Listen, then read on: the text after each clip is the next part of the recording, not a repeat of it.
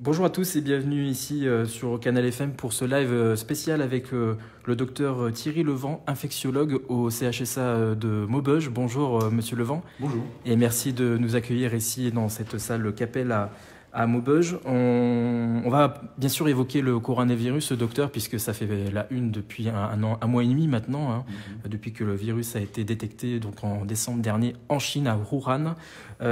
Docteur, déjà, vous voulez rassurer les gens aujourd'hui. Est-ce que c'est un virus qui est l'un des plus dangereux vus sur la planète? Non, je pense qu'il faut raison garder. Bon, c'est clair que c'est une épidémie, c'est a priori peut-être une pandémie, mais on n'est pas encore là, clairement. Pour prendre une image vraiment très grossière, ça ressemble quand même à une grippe un peu améliorée, mais ça ne fait pas partie des virus absolument qu'on pourrait qualifier de terrifiants, comme le virus Ebola ou d'autres virus qu'on a connus, comme le SRAS par exemple. Tout ceci, on peut se permettre de le dire à la lumière déjà de très nombreuses données épidémiologiques qui sont en notre possession, et puis qui nous permettent finalement de commencer à cerner un petit peu le problème sur le plan sanitaire, et en particulier ce qu'on appelle le taux de létalité ou le taux de mortalité, qui finalement s'avère du 1 à 2%, évidemment, la tendance épidémiologique consiste à penser que la mortalité de 1 à 2%. Donc évidemment, 1 à 2%, c'est déjà 2%, mais si on compare à la grippe, c'est moins de 1% la grippe, et d'autres c'était carrément 50% de décès à l'époque, quand cette épidémie avait été décrite.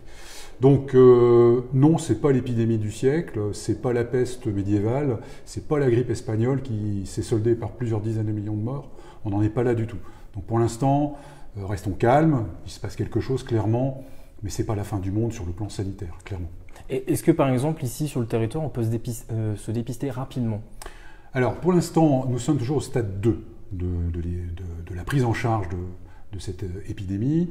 Ça veut dire que, en termes d'organisation sanitaire au niveau national et régional, comme ici, dans les Hauts-de-France, il y a 2 centres qui sont habilités, qui sont dits Covid habilités, Covid-19 habilités, à faire des prélèvements. Donc, pour l'instant, nous ne faisons pas de prélèvements parce que nous sommes toujours dans le stade 2. Donc, les prélèvements, après contact bien entendu avec le 15, si les patients ou les gens qui viennent consulter répondent à certains critères d'inclusion, c'est-à-dire se sont promenés ou ont pris des vacances dans des zones à risque et qui présentent en outre des signes cliniques d'infection respiratoire basse, là on commence à se poser des questions, on contacte le 15 valide ou pas, et donc les prélèvements sont faits sur l'île ou Tourcoing. En cas de passage au stade 2, à ce moment-là, il y aura certainement... Au stade 3 plutôt. Au stade 3, il y aura évidemment, bien entendu, certainement une diffusion de la technique de dépistage, en particulier sur notre hôpital pivot, qui est l'hôpital de Valenciennes, qui est en train de réfléchir et qui met en place la technique. Donc, pour l'instant, nous n'en sommes pas là. Le dépistage se fait, a priori, dans des établissements habilités. Pas sur Maubeuge pour le moment. Docteur, vous l'imaginez, il y a beaucoup de questions de nos internautes et de nos auditeurs. On en a eu quelques-unes qu'on a sélectionnées hier soir. Vous pouvez en poser évidemment au docteur Levent qui est là avec nous pendant près d'une demi-heure ici au centre hospitalier de Maubeuge. Alors déjà, Magali qui nous dit « Ça fait 15 jours que je suis malade, ni antibio ni anti-inflammatoire ne font effet. Mon conjoint a été sur Paris, quartier chinois. Est-ce que ça serait le coronavirus? Comment on peut le savoir ?» On peut le savoir, déjà, effectivement, la clinique pourrait éventuellement orienter, mais alors il faut vraiment qu'il y ait un examen clinique médical sérieux, c'est-à-dire s'il y a vraiment des signes d'essoufflement, des signes d'insuffisance respiratoire basse, et est-ce qu'il y a vraiment fréquenté une zone à risque. Alors, le quartier chinois, pour l'instant, je ne suis pas du tout certain que ça soit défini comme une zone à risque, ce n'est pas une zone qu'on appelle un cluster, ce terme anglais qui signifie en fait le regroupement d'au moins 10 cas dans une même zone géographique. Donc pour l'instant, on sait qu'il y en a dans l'Oise, il y en a également dans l'Est, si je me souviens bien, en Bretagne. Je n'ai pas la notion pour l'instant qu'il y a des clusters parisiens. Donc il faut vraiment une analyse clinique vraiment fine pour pouvoir dire c'est un coronavirus, de toute façon, clairement. La symptomatologie entre grippe, coronavirus et d'autres virus qui peuvent donner des infections respiratoires est tellement intriquée qu'on ne peut pas faire le diagnostic purement clinique. On fait effectivement un dépistage par RT-PCR, cette fameuse technique dont j'ai parlé auparavant. Donc, a priori, je ne pense pas qu'il y ait vraiment de facteur de risque majeur d'avoir développé un coronavirus en allant manger des nouilles chinoises très bonnes dans le quartier chinois de Parisien. Aurélie qui nous dit une question importante pour les femmes enceintes. Est-ce que c'est des personnes qui sont considérées à risque? Alors pour l'instant, encore une fois, d'après les données épidémiologiques, on a à peu près maintenant plus de 200 papiers qui sont sortis émanant d'équipes scientifiques, et ça va continuer à grossir bien entendu. On a quand même l'impression qu'il n'y a pas de facteur de risque majeur pour la femme enceinte. On en est quasiment au même stade que la grippe. Bon, même si la grippe peut donner chez la femme enceinte des problématiques assez sévères, il n'y a pas pour l'instant de signes épidémiologiques qui nous font dire qu'il y a des risques majeurs chez la femme enceinte. Très bien. Est-ce que d'autres personnes fragiles peuvent être les personnes âgées, par exemple? Oui, clairement, les personnes âgées. Là aussi, toujours d'après les données épidémiologiques, les personnes âgées sont clairement en première ligne, puisque c'est quand même la majorité des gens. En tout cas des malades victimes de décès, mais il faut quand même un certain nombre de ce qu'on appelle, nous, en termes médicaux, des comorbidités, c'est-à-dire des insuffisances respiratoires, des insuffisances rénales, des antécédents de bronchite chronique, ou de traitements un petit peu lourds du type corticothérapie ou autre chimiothérapie. Donc c'est vraiment des gens qui ont une capacité à se défendre quand même beaucoup moindre. Mais on retrouve ça finalement dans toutes les infections sévères, on retrouve ça également au niveau de la grippe ou d'autres pathologies virales respiratoires. À échelle de comparaison, est-ce que la grippe est moins dangereuse que le Covid-19, par exemple? Pour l'instant, les chiffres nous montrent oui. Je vous le disais tout à l'heure, les chiffres pour l'instant pour le Covid naviguent entre 1 et 2%. La grippe, c'est moins de 1%. Donc il y a quand même un petit pourcentage supplémentaire avec cette spécificité d'atteinte pulmonaire qui peut être assez sévère, même très sévère pour certains patients, parce qu'en général, quand on décède d'un Covid-19, c'est une insuffisance respiratoire majeure. Mais encore une fois, c'est un segment très très faible de la population pour le moment, avec vraiment des facteurs de risque. Pour ce qui concerne les enfants, c'est moins de 3% des cas de patients infectés. Donc les enfants sont très très peu atteints par cette pathologie. Il y a un papier qui est paru assez récemment dans une revue qui s'appelle Vaccino Info, qui montre que finalement les enfants sont en contact avec des virus qui s'appellent des coronavirus, puisqu'il n'y a pas que le Covid-19, il y en a d'autres qu'on connaît bien. Et les enfants étant plus fréquemment en contact avec ce coronavirus développeraient une immunogénicité plus importante, qui fait que le Covid-19, quand il arrive en contact d'un enfant, il n'est pas très à l'aise, puisqu'il y a déjà des anticorps qui sont présents. Donc ça se passe beaucoup moins bien pour le virus que pour l'enfant, ou éventuellement le sujet âgé, avec un certain nombre de comorbidités. On me dit Kevin qui est asthmatique, est-ce que lui, il doit être à surveiller Non, pas spécialement. S'il ne voyage pas en zone à risque, s'il n'est pas en contact avec un Covid confirmé, non. Donc pour l'instant, non, on n'en est pas là. Alors, monsieur Dr Levent, quand vous avez vu l'épidémie arriver, ce virus arriver, qu'est-ce que ça vous a rappelé? Est-ce que ça vous a rappelé le SRAS? Ça vous a rappelé Ebola? Oui. Malheureusement, dans notre spécialité, on est tous un peu confrontés à ce genre d'épisode sanitaire. Quand on refait, c'est ça l'intérêt de l'histoire, c'est que analyser les faits historiques nous permettent finalement de mieux comprendre ce qui se passe dans le présent. Et on arrive à relativiser quand même. Alors évidemment, au départ, on se dit, tiens, il se passe quelque chose. Ça a été d'ailleurs pareil pour le sida au départ. Il y a eu une grosse épidémie quand même au départ au niveau du sida, on ne comprenait pas très bien. Et c'est pareil pour ce Covid-19, très rapidement, encore très rapidement. Il faudrait quand même peut-être analyser ce qui s'est passé au tout début en Chine, c'est peut-être pas aussi clair que ça. Mais bon, assez rapidement, ils ont quand même communiqué, et communiquant, on a eu quand même très rapidement des éléments de réponse sur le plan fondamental, sur le plan de l'épidémiologie, etc. Et on s'est assez rendu compte assez rapidement qu'il était très... qui se diffusait assez rapidement, mais que finalement la capacité à être pathogène n'était finalement pas aussi importante que ça. Et ce que je vous disais tout à l'heure par rapport à l'histoire, il faut quand même mettre en perspective ce qui s'est passé en histoire, c'est-à-dire que la peste, par exemple, du Moyen-Âge, ça a tué un tiers de l'Europe. La grippe espagnole, ça a tué plus de 30 ou 40 millions de personnes. Donc on n'en est pas là. Le contexte n'est pas du tout pareil, puisque cette épidémie arrive quand même au niveau mondial, sur quand même un maximum de sociétés, quand même équipées sur le plan médical, médico-sanitaire. Donc l'état des populations n'est plus du tout pareil, clairement. On ne réanimait pas un patient en détresse respiratoire au Moyen-Âge. Donc vous voyez, ça n'a rien à voir. Donc effectivement, ça peut être inquiétant au départ, et à partir du moment où on met en place des mesures d'études et de surveillance, on peut très rapidement savoir si oui ou non, ça va être un gros problème. Donc manifestement, c'en est un, mais pas à mon avis aussi important que ça. Ouais, parce que c'est vrai que les images ont marqué en Chine, avec sa construction des 2 hôpitaux en même pas 10 jours, des gens qui tombent par terre. Voilà, on s'est dit qu'est-ce qui se passe, même les gens confinés, les 40 millions dans les 20 millions de personnes qui habitent à Wuhan, confinés chez eux. Enfin, c'est des images fortes. Oui, bien sûr. Encore une fois, on met les protections maximalistes au début d'un phénomène émergent, parce qu'on ne sait pas. Donc c'est un peu normal qu'au départ, on soit habillé quasiment comme des cosmonautes pour aller voir ce type de patient. D'ailleurs, on retrouve à peu près la même stratégie pour Ebola, mais Ebola on connaît bien, on sait que ça tue quasiment à tous les coups. Donc on a quand même intérêt à s'habiller. Donc là, on ne sait pas au départ, donc on s'habille, et puis au fur et à mesure du temps et des connaissances qui s'accumulent très rapidement grâce d'ailleurs à Internet et des échanges internationaux sur des équipes scientifiques, on peut très rapidement dégrader les précautions qui sont mises en place de façon à ce que ça soit d'abord tolérable pour tout le monde et qu'on s'adapte finalement à l'urgence et la pathogénicité du virus, ou en tout cas de l'élément infectieux qui est en cours. Donc voilà. Donc c'est pour ça que, au fur et à mesure du temps, et même très rapidement d'ailleurs, tous les jours on reçoit maintenant des recommandations émanant de différentes structures administratives et du ministère. Et c'est normal, les mesures varient en fonction de nos états, de nos connaissances et l'évaluation de la science. Donc, c'est carrément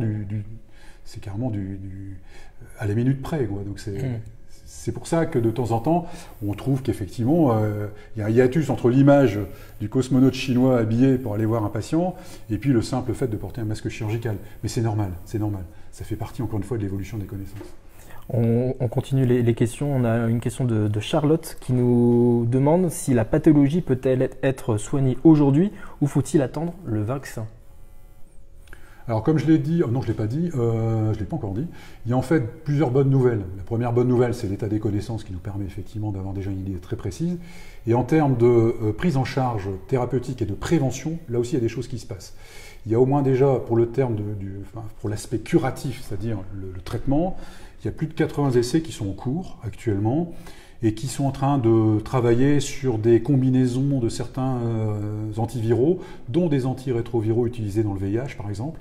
Il y a également la chloroquine qui semblerait avoir un effet intéressant pour un certain nombre de phénomènes, on va dire, physiopathologiques, mais je ne vais pas entrer dans les détails. Et donc, je vous dis, il y a 80 essais qui sont en cours. Donc on aura assez rapidement, vraisemblablement, des propositions thérapeutiques. Ça, c'est pour le curatif. Pour le préventif, c'est le vaccin. Et ben là aussi, il y a le coup de pied dans la fourmilière, si j'ose dire, au niveau de la recherche publique et privée. Et il y a plein également, il y a à peu près, je crois, au moins 8 essais qui sont en cours sur la mise au point de vaccins avec des thérapies et des thérapeutiques et des technologies de biotechnologie qui risquent d'aller extrêmement vite. Bon, ceci étant dit, quand je dis extrêmement vite, c'est dans quelques mois, parce qu'il faut quand même tester les vaccins. Il faut savoir si c'est, d'abord ici, ils sont immunogènes, s'ils induisent une immunité. Et puis deuxièmement, s'il n'y a quand même pas d'effets secondaires. Donc il faut quand même donner le temps au temps. Oui, on ne peut pas quand même non plus faire n'importe quoi. Autant ça peut aller vite pour le curatif, autant il va quand même falloir un peu de temps pour le vaccin. Mais je suis persuadé que dans moins d'un an, on a un vaccin. Alors après, toute la problématique, ça sera de savoir est-ce qu'on l'inclut ou pas dans le calendrier vaccinal, sous quelles conditions, une injection 2 ou 3 selon l'immunogénicité induite par le vaccin. Donc ça, c'est des questions qui restent ouvertes, mais les choses sont enclenchées, clairement. Est-ce que ce virus peut évoluer dans le mauvais sens? C'est-à-dire que ça peut devenir quelque chose de plus grave encore? Oui, c'est ce qu'on peut appeler les mutations, effectivement, comme pour la grippe, avec des mutations mineures, ce qui fait que pour la grippe, tous les ans, on a un vaccin différent. On a quand même l'impression que pour l'instant, il est stable. Je dis bien pour le moment. Donc, cette question n'est pour l'instant pas à l'ordre du jour. Ça peut changer encore une fois à la lumière des informations scientifiques, bien sûr, mais on a quand même l'impression qu'il est plutôt stable, contrairement à la grippe. Donc c'est également peut-être une bonne nouvelle. Dans les quelques bonnes, enfin en tout cas dans les 10 quelques bonnes nouvelles que je pourrais éventuellement énoncer par ailleurs. Qu'est-ce que vous pensez un petit peu des mesures qui sont prises en ce moment, le confinement, l'annulation de plein de rencontres sportives, l'annulation d'événements? Voilà, aujourd'hui les gens ils ont peur parce que finalement tout s'arrête un petit peu quoi. Puis même il y a des gens qui viennent d'acheter des pâtes en veux-tu en voilà. Voilà, c'est inquiétant quand même de voir tous ces signaux-là en fait. Oui. Et la médiatisation, vous allez peut-être en parler. Ouais, voilà, c'est bon, là, il y a une médiatisation, il y a l'exacerbation du principe de précaution. Je pense que ça doit... Bon, après, on peut rentrer dans un débat philosophico-politico, tout ce que vous voulez. Je crois que plus personne n'a envie de prendre de risques maintenant, en tout cas pas les politiques. L'affaire du sang contaminé est passée par là, clairement, enfin en tout cas en France. Bon, après, je ne me permettrai pas de juger par ailleurs pour les autres pays.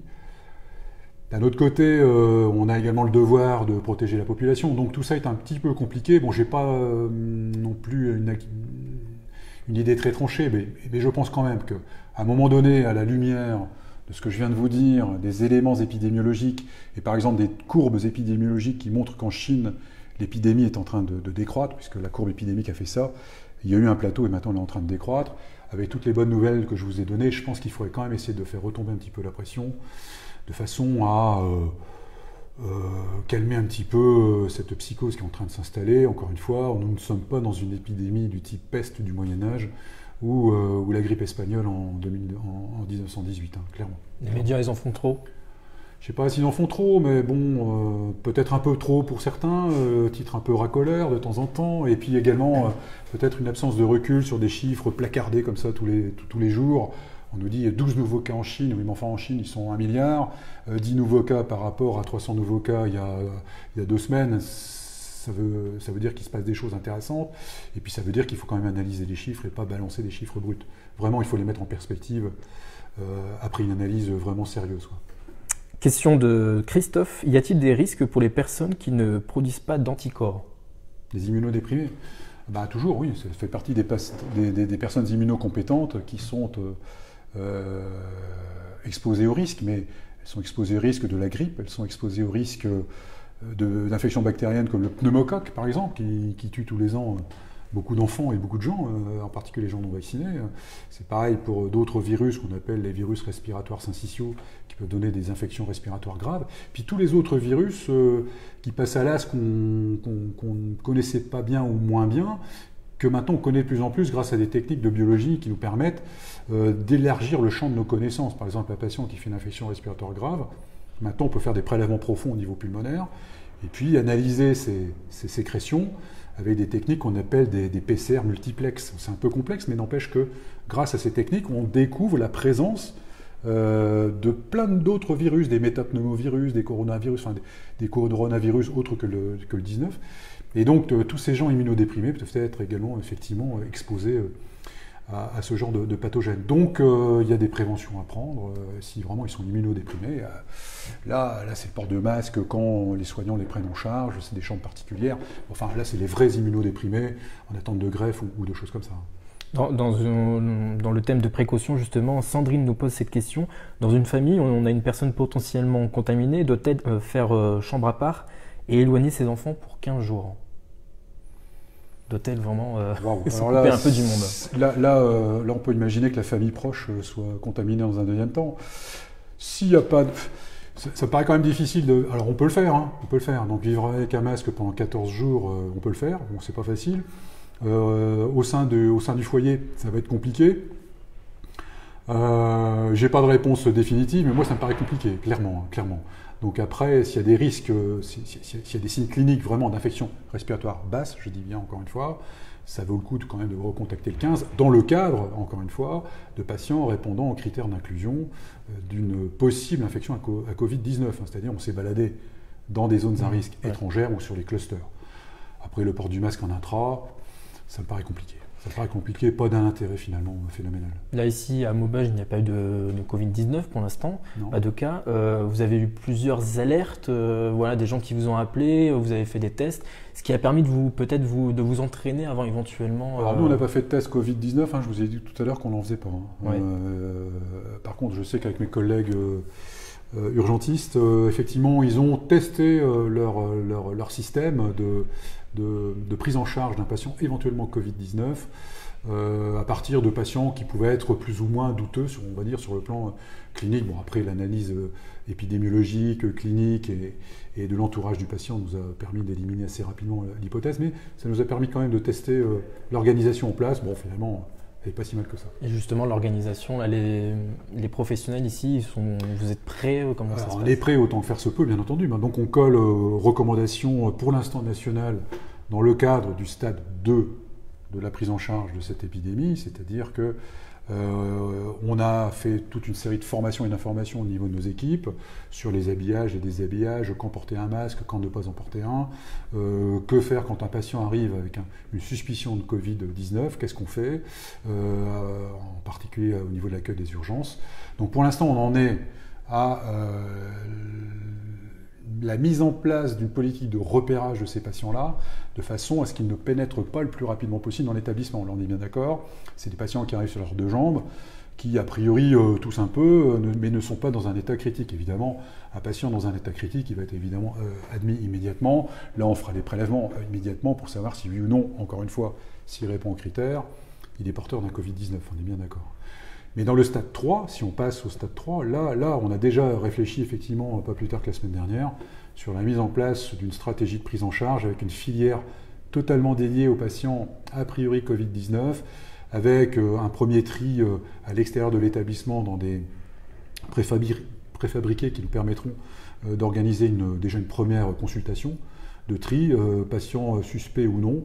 Et à partir du moment où le patient est suspect, là on se dirige vers des prélèvements. Et puis pour les patients plus graves, là il y a des secteurs qui ont été dédiés, qui sont en tout cas prépositionnés pour accueillir ces patients. Et on a également une réflexion au niveau régional, au niveau de la région, sur la quantité de lits de réanimation à dédier. Et donc là pour l'instant on a convenu que pour chacune des réanimations du secteur, il y aurait plusieurs lignes. Alors ici on en aura 3 qui sont prépositionnés. Cambrai, ils en ont quelques-uns aussi, Valenciennes également. Et donc dès que malheureusement on pourrait passer en stade 3, on met en branle ce système de façon à être prêt. Donc l'idée étant de pouvoir isoler les patients Covid-19 de la filière des autres malades, parce que dans la vie, il n'y a pas que le coronavirus, il y a également tous nos autres malades qui ont besoin de chirurgie, qui ont besoin d'hémodialyse, qui ont besoin de passer un certain nombre d'examens et qui sont hospitalisés. Ouais. Donc, il ne faut pas oublier les autres interventions. Il ne faut pas oublier, donc ça augmente la tension au niveau des établissements, donc ça devient un petit peu compliqué quand même. Mais bon, on essaye d'assurer. Alors, Jaffar nous pose une question un peu inédite, je dois vous l'avouer. Peut-on vaincre le virus avec tout ce qui est naturel, de l'huile, du miel, des plantes? Pour l'instant, il n'y a pas de...